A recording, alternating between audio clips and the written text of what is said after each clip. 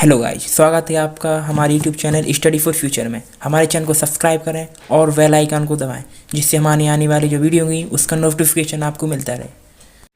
Hello guys, स्वागत है आपका हमारे चैनल स्टडी फॉर फ्यूचर में। दोस्तों, जैसा कि आपको मालूम है, हमारी 500 क्वेश्चनों की सीरीज चल रही थी साइंस की। उसी को आगे बढ़ाती हो आज मैं फिर से लाई हूँ कुछ। जी फ्रेंड, यहाँ पर डेली क्विज चलती है। अगर आपने हमारे चैनल को भी सब्सक्राइब नहीं किया है तो सब्सक्राइब कर लें और बेल आइकन को जरूर प्रेस कर लें, जिससे हमारी जो आने वाली जो वीडियो होंगी उसका नोटिफिकेशन आपको मिलता है। ठीक है, चलिए फिर स्टार्ट करते हैं। आज का पहला क्वेश्चन है आपका, आबिंदुकता का दोष दूर करने के लिए किस लेंस का प्रयोग करना चाहिए। क्या पूछ रहा है क्वेश्चन में, जरूर ध्यान से देखें। क्या पूछ रहा है, आबिंदुकता का दोष दूर करने के लिए किस लेंस का प्रयोग करना चाहिए। किसका करना चाहिए, सही बताए, किसका, सिलेंडरी लेंस का। क्या सिलेंडरी लेंस का प्रयोग आबिंदुकता का दोष दूर करने के लिए किया जाता है। अब आप कहोगे आबिंदुकता क्या होता है। दोस्तों, मैं बता दूं आपको, आबिंदुकता एक ऐसा दोष होता है जिसमें आप किसी भी चीज़ को देखते हो तो वह भद्दा भद्दा सा दिखाई देने लगता है। ये क्या होता है, आबिंदुकता होता है। तो यही पूछ रहा है कि आबिंदुकता को दोष दूर करने के लिए किस प्रकार का लेंस का प्रयोग करेंगे। किसका करेंगे, सही बताए, किसका,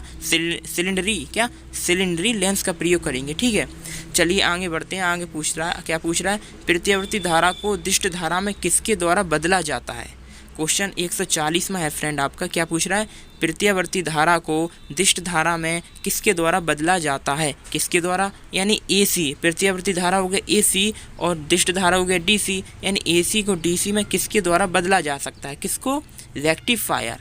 सही बताया, किसको, रेक्टिफायर के द्वारा आप प्रत्यावर्ती धारा को दिष्ट धारा में बदल सकते हैं। आप जानते हो प्रत्यावर्ती धारा क्या होती है, जिसका मान परिवर्तित होता जाए, यानी जिसका फ्रीक्वेंसी बदलती जाए। इसकी क्या होती है, कितनी, 50 हर्ट्ज होती है। AC की फ्रीक्वेंसी आपसे पूछ ले, आवृत्ति कितनी होती है, आप क्या कहोगे, 50 हर्ट्ज होती है। और दिष्ट धारा जिसका मान नियत रहे, जिसकी फ्रीक्वेंसी भारत में कितनी होती है, 0 हर्ट्ज होती है। हमेशा AC पर पूछते हैं AC की हर्ट्ज कितने में होती है, तो आप क्या कहेंगे, 50 होती है। DC की कितनी होती है, आप क्या कहेंगे, 0 हर्ट्ज। ठीक है, चलिए तो इसका आंसर हो जाएगा, राइट आंसर, रेक्टिफायर के द्वारा AC को DC में बदला जा सकता है। ठीक है, चलिए आगे देखते हैं। आगे पूछ रहा है आपसे, क्वेश्चन नंबर 141 है, बिजली के बल्ब का फिलामेंट किस तत्व से बना होता है। बिजली के बल्ब का फिलामेंट, देखिए फ्रेंड, आपको मालूम होगा जो बिजली के बल्ब रहते हैं उनमें एक फिलामेंट लगा रहता है, किस तत्व से बना होता है, ये पूछ रहा है। बहुत ही महत्वपूर्ण क्वेश्चन है, जरूर नोट कर लें फ्रेंड। मैं बार बार कह रहा हूँ, एक नोटबुक बनाइए, उसमें डेली जो मैं क्विज कराता हूँ उसको नोट करते जाएं और डेली उसे रिवाइज के रूप में तैयार करते चलें, जिससे जो 500 क्वेश्चन है आपके अच्छे से तैयार हो जाएँ। और मैं कह रहा हूँ फ्रेंड, अगर आपने 500 क्वेश्चन अच्छे से तैयार कर लिए तो आपको साइंस में पास होने से कोई भी नहीं रोक सकता। ठीक है, क्या पूछ रहा है फ्रेंड, क्या पूछ रहा है, बिजली के बल्ब का फिलामेंट किस तत्व से बना होता है। किससे बना होता है, टंगस्टन से बना होता है। जी फ्रेंड, सही बताया। अगर आपसे पूछ ले कि बिजली के बल्ब का फिलामेंट किस तत्व से बना होता है तो आप क्या कहोगे, टंगस्टन से। ठीक है, और अगर आपसे पूछ ले कि घरों में जो लाइटें लगी रहती हैं किस श्रेणी में लगाते हैं, आपने 2 नाम सुने होंगे, एक समांतर श्रेणी, एक श्रेणी क्रम। समांतर क्रम होता है और एक श्रेणी क्रम होता है। तो यही पूछ रहा है कि समांतर में जोड़ते हैं लाइटों को या श्रेणी में जोड़ते हैं, तो आप क्या कहेंगे, घरों की लाइटें जो फिट करी जाती हैं वो हमेशा समांतर क्रम में फिट करी जाती हैं। ठीक है, अगला क्वेश्चन पूछ रहा है आपसे, ट्यूबलाइट में व्यय ऊर्जा का लगभग कितना भाग प्रकाश में परिवर्तित होता है। आप लोगों के घरों में ट्यूबलाइट लगी रहती है, आप लोगों को भी मालूम होगा कि 100% ऊर्जा का व्यय होता है। नहीं फ्रेंड, हमेशा नोट कर लें, इसे जरूर नोट कर लें, ये हमेशा 60 से 70% ही ऊर्जा का व्यय करता है। ऊर्जा का लगभग कितना प्रतिशत करता है, 60 से 70% का व्यय करता है। ठीक है, चलिए फ्रेंड अगला देख लेते हैं। अगला क्वेश्चन है आपका, तड़ित चालक का आविष्कार किसने किया था। इसको फ्रेंड जरूर नोट कर लें, ये बहुत ही महत्वपूर्ण क्वेश्चन है, साइंस की दृष्टि हमेशा पूछा ही जाता है, इसे अपने नोटबुक में जरूर नोट कर लें। क्या पूछ रहा है, क्या क्वेश्चन क्या है, तड़ित चालक का आविष्कार किसने किया। तो किसने किया, आप क्या बताएंगे, बेंजामिन फ्रैंकलिन ने किया था। आपसे पूछेगा, निम्नलिखित में से किस वैज्ञानिक ने तड़ित चालक का आविष्कार किया था। या आपसे ये भी पूछ सकता है कि बेंजामिन फ्रैंकलिन ने किसका आविष्कार किया, तो आप क्या बताएंगे, किसका, तड़ित चालक। तड़ित चालक का आविष्कार किसने किया, बेंजामिन फ्रैंकलिन ने किया, जरूर नोट कर लें। ठीक है, अगला क्वेश्चन देखते हैं फ्रेंड। अगला क्वेश्चन पूछ रहा है आपसे, मानव शरीर शुष्क के विद्युत प्रतिरोध के परिणाम की कोटि क्या है? क्या है? सही बताए फ्रेंड, क्या है? 10⁻6 ओम है। 10⁻6 ओम को और किस नाम से जानते हैं? ये कमेंट में कमेंट कीजिए, और नहीं आएगा तो मैं आपको बता दूंगा अगली वीडियो में, ठीक है। चलिए फ्रेंड अगला देख लेते हैं। अगला 145वां क्वेश्चन पूछ रहा है आपसे, विद्युत उत्पन्न करने के लिए कौन सी धातु का उपयोग किया जाता है? दोस्तों आपको मालूम होगा विद्युत उत्पन्न करने के लिए, सही बताया फ्रेंड, क्या? किसका? यूरेनियम का प्रयोग किया जाता है। किस धातु का विद्युत उत्पन्न करने के लिए किसका? यूरेनियम का प्रयोग किया जाता है। जरूर नोट कर लें फ्रेंड, बहुत ही महत्वपूर्ण क्वेश्चन है साइंस की दृष्टि से, ठीक है फ्रेंड। चलिए फ्रेंड आगे बढ़ते हैं। आगे क्या पूछ रहा है? आगे कह रहा है फ्रेंड, एकीकृत परिपथ में प्रयुक्त अर्धचालक चिप किसकी बनी होती है? एकीकृत परिपथ में प्रयुक्त अर्धचालक चिप देखी होगी, चिप रहती ना, आपसे सीधा पूछ रहा है कि चिप किसकी बनी होती है, तो आप क्या कहेंगे? सही होता है फ्रेंड, किसकी? सिलिकॉन की चिप रहती है। हमेशा याद रखना, अगर कभी भी चिप पूछे तो आपका आंसर क्या रहेगा? हमेशा सिलिकॉन रहेगा। और आपको मालूम है सिलिकॉन क्या है? एक अर्धचालक है। कार्बन हुआ, जर्मेनियम है, सिलिकॉन ये क्या है? अर्धचालक है, ठीक है। चलिए फ्रेंड अगला देख लेते हैं। अगला पूछ रहा आपसे, यदि किसी प्रारूपी पदार्थ का विद्युत प्रतिरोध गिरकर शून्य हो जाता है, यदि किसी प्रारूपी पदार्थ का विद्युत प्रतिरोध गिरकर शून्य हो जाता है तो उस पदार्थ को क्या कहते हैं? क्या कहते हैं? सही बताया फ्रेंड, क्या कहते हैं? अर्धचालक कहते हैं। आपको मालूम होगा एक चालक होते हैं, अर्धचालक होता है, कुचालक होता है। अगर आपको ये डीपली देखना है तो हमारी पिछली वीडियो देख लीजिए, उसमें मैंने इसे डीपली बताया, ठीक है। क्या पूछ रहा था फ्रेंड? यदि किसी प्रारूपी पदार्थ का विद्युत प्रतिरोध गिरकर शून्य हो जाता है तो उस पदार्थ को क्या कहते हैं? क्या कहते हैं? अर्धचालक कहते हैं, ठीक है। चलिए फ्रेंड अगला क्वेश्चन है फ्रेंड, अगला पूछ रहा है, स्थिर विद्युत अपक्षेपित्र का प्रयोग किससे नियंत्रण करने के लिए किया जाता है? आप क्या कहो? किसे नियंत्रण करने के लिए? वायु प्रदूषक। जब भी आपको अगर क्वेश्चन दिखाई दे कि वायु प्रदूषक को नियंत्रण करने के लिए किसका प्रयोग किया जाता है, तो आपका आंसर क्या होगा? स्थिर विद्युत अपक्षेपित्र, ठीक है। चलिए फ्रेंड अगला देखते हैं। 149वां क्वेश्चन है आपका, लौह चुंबकीय पदार्थों के भीतर परमाणुओं की असंख्य अति सूक्ष्म संख्याओं को क्या कहा जाता है? क्या कह रहा है? लौह पदार्थों के भीतर परमाणुओं के असंख्य अति सूक्ष्म संरचनाओं को क्या कहा जाता है? क्या कहा जाता है? डोमेन संख्या कहा जाता है। जब भी लौह चुंबकीय पदार्थों की संख्या की बात कहें, परमाणु उसके जो अंदर परमाणु रहते हैं असंख्य रहते हैं। आपको मालूम है छोटे छोटे परमाणु मिलकर क्या अणु बनते हैं, अणु से मिलकर क्या बनते हैं? पदार्थ बनता है, ठीक है। ये पूछ रहा है कि जो लौह चुंबकीय पदार्थों में जो भीतर असंख्य संख्या परमाणु रहते हैं उन्हें क्या कहा जाता है? क्या कहा जाता है? डोमेन कहा जाता है, डोमेन कहा जाता है, ठीक है। अगला क्वेश्चन है फ्रेंड आपका 150वां क्वेश्चन कह रहा है, मुक्त रूप से निलंबित चुंबकीय सुई किस दिशा में टिकती है? किस दिशा में टिकती है? आपने सही बताया, किस दिशा में? उत्तर दक्षिण, हमेशा नॉर्थ और साउथ को इंगित करती है। अगर आपसे पूछ ले कि एक मुक्त रूप से निलंबित सुई, चुंबकीय सुई किस दिशा की ओर इंगित करती है, तो आप क्या बताएंगे? उत्तर और दक्षिण दिशा को इंगित करती है, ठीक है। दोस्तों मैं बार बार कह रहा हूँ इस क्विज को जरूर नोट कर लें, बहुत ही महत्वपूर्ण क्वेश्चन है, ठीक है। अगला क्वेश्चन देखते हैं। अगला क्या कह रहा है, विद्युत चुंबकीय प्रेरण के नियमों का प्रयोग किसको बनाने में किया जाता है? किसको? आपने सही बताया, जनित्र को बनाने में किया जाता है। जो विद्युत चुंबकीय प्रेरण के जो नियम हैं उनकी सहायता से किसको बनाया जा सकता है? जनित्र को बनाया जा सकता है, समझा जा सकता है, ठीक है। चलिए आगे देखते हैं। अगला क्वेश्चन है आपका, आपसे पूछ रहा है, पृथ्वी एक बड़ा चुंबक है। जी आपको मालूम होगा पृथ्वी एक बहुत बड़ा चुंबक है। आगे क्या कह रहा है, इसका चुंबकीय क्षेत्र किस दिशा में विस्तृत होता है? देखिए दोस्तों एक बात बता दूं मैं कि जो नॉर्थ पोल होता है वो पृथ्वी का साउथ पोल होता है, और जो पृथ्वी का साउथ पोल होता है वो हमारा नॉर्थ पोल होता है, ठीक है। आपको मैं बता दूं, इसमें ही पूछ रहा है कि पृथ्वी एक बहुत बड़ा चुंबक है। जी तो सही बात है। इसका चुंबकीय क्षेत्र किस दिशा में विस्तृत होता है? क्या कहेंगे? दक्षिण से उत्तर की ओर।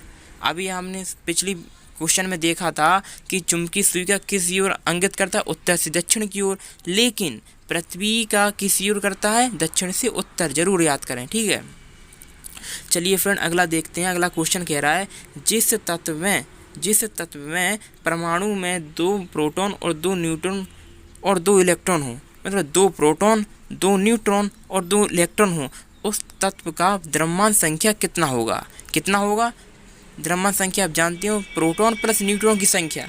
तो प्रोटॉन कितने हैं? 2 हैं। न्यूट्रॉन कितने हैं? 2 हैं। तो आंसर क्या हो जाएगा? 4 हो जाएगा, ठीक है।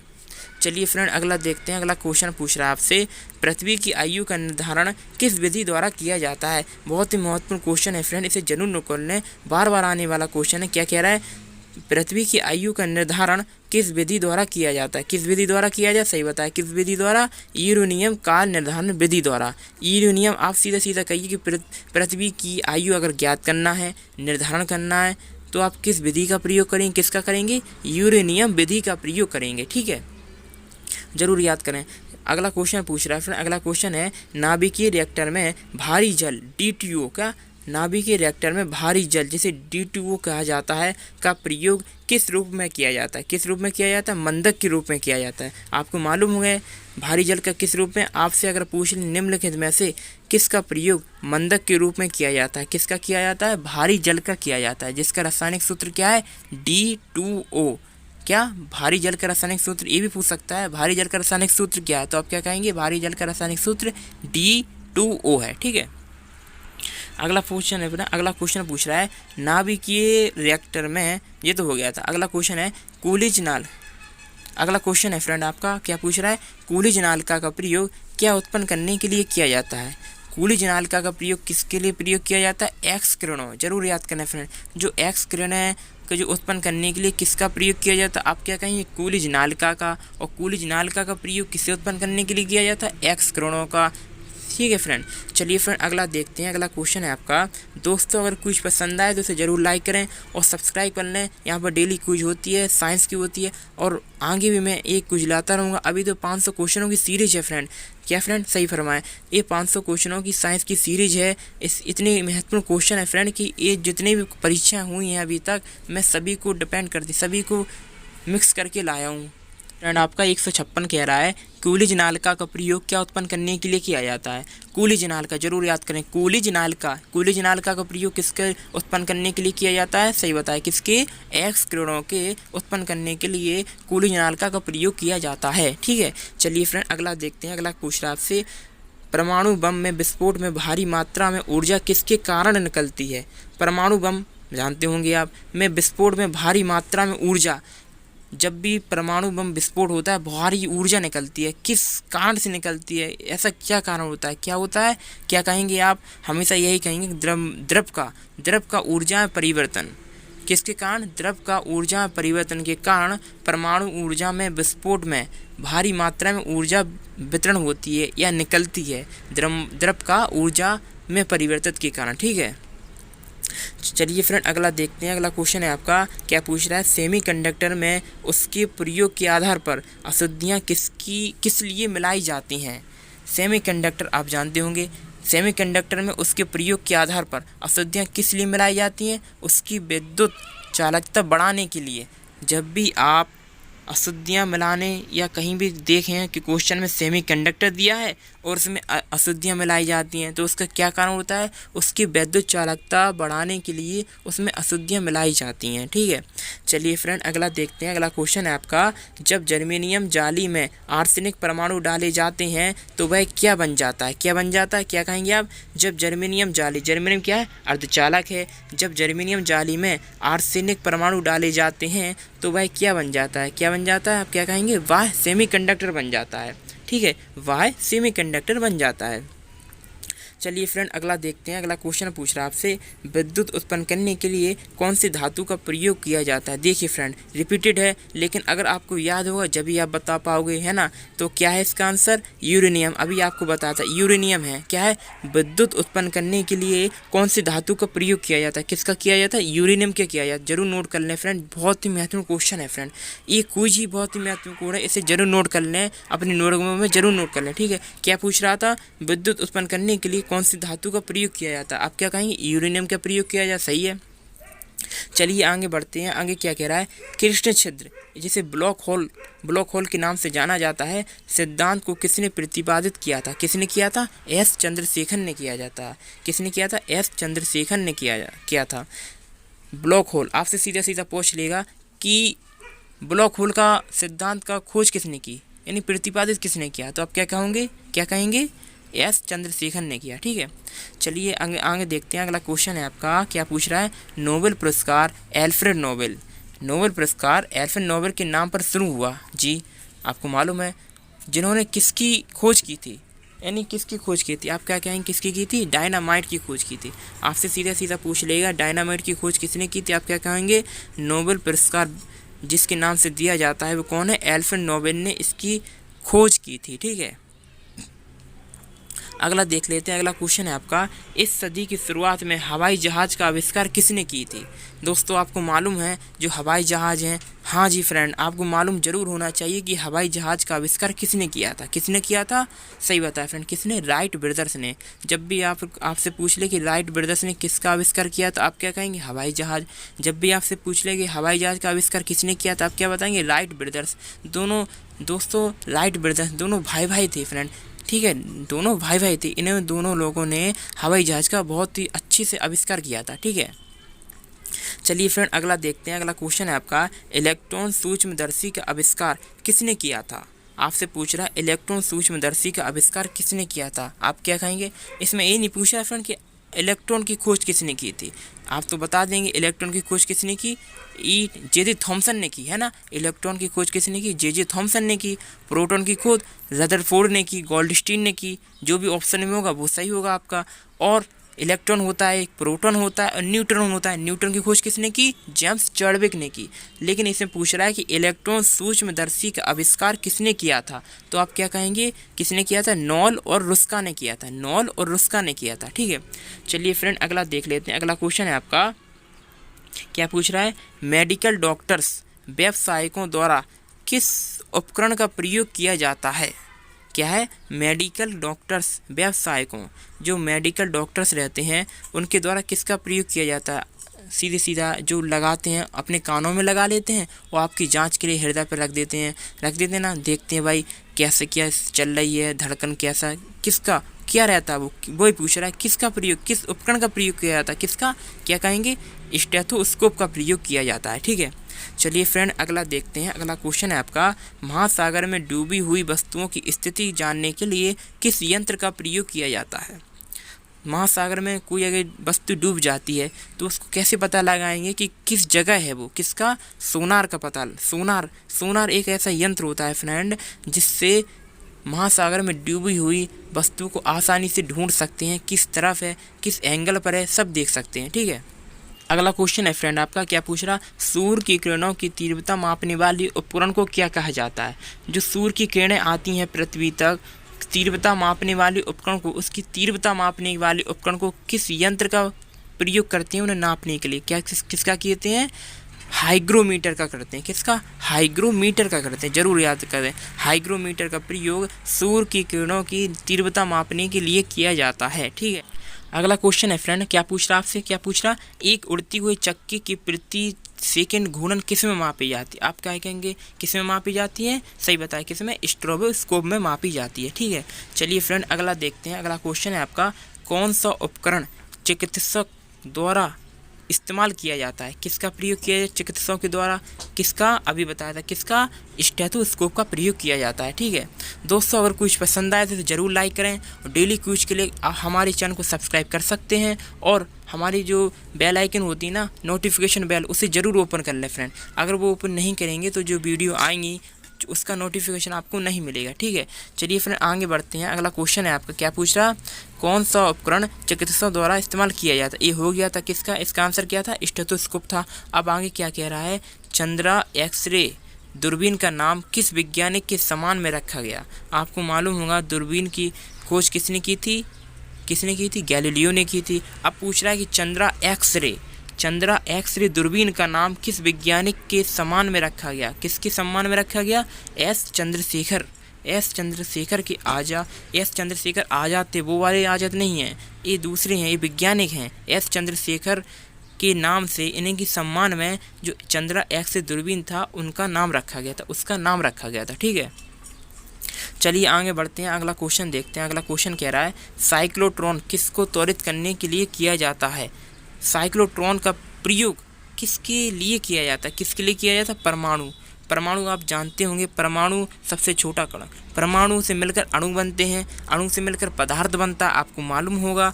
यही पूछ रहा है कि साइक्लोट्रॉन किसको त्वरित करने के लिए किया जाता है, किसको क्या कहेंगे आप, साइक्लोट्रॉन यानी परमाणु, परमाणु यानी साइक्लोट्रॉन, जरूर याद रखें। चलिए फ्रेंड अगला क्वेश्चन है, लास्ट सेकंड है फ्रेंड। पायरोमीटर किसके मापने में प्रयोग, सीधा सीधा पूछ रहा है, पायरोमीटर का प्रयोग किसको मापने के लिए किया जाता है, तो आप क्या कहेंगे, पायरोमीटर का प्रयोग किस लिए किया जाता है, उच्च तापमान। आपको मैंने पिछली वीडियो में यही बताया था कि पायरोमीटर का प्रयोग उच्च तापमान का मापने के लिए किया जाता है, जैसे सूर्य का तापमान हो गया है ना, और पायरोमीटर किसके मापने में, सही बताया, किसके, उच्च तापमान के मापने के लिए किया जाता है। ठीक है, अगला क्वेश्चन देखते हैं। अगला क्वेश्चन पूछ रहा है आपसे, कूलिज नालिका का प्रयोग क्या उत्पन्न करने के लिए किया जाता है। देखिए फ्रेंड ये भी रिपीटेड है, ये मैंने पिछली वीडियो में बताया था और आज भी बताया, पिछले क्वेश्चनों में बताया।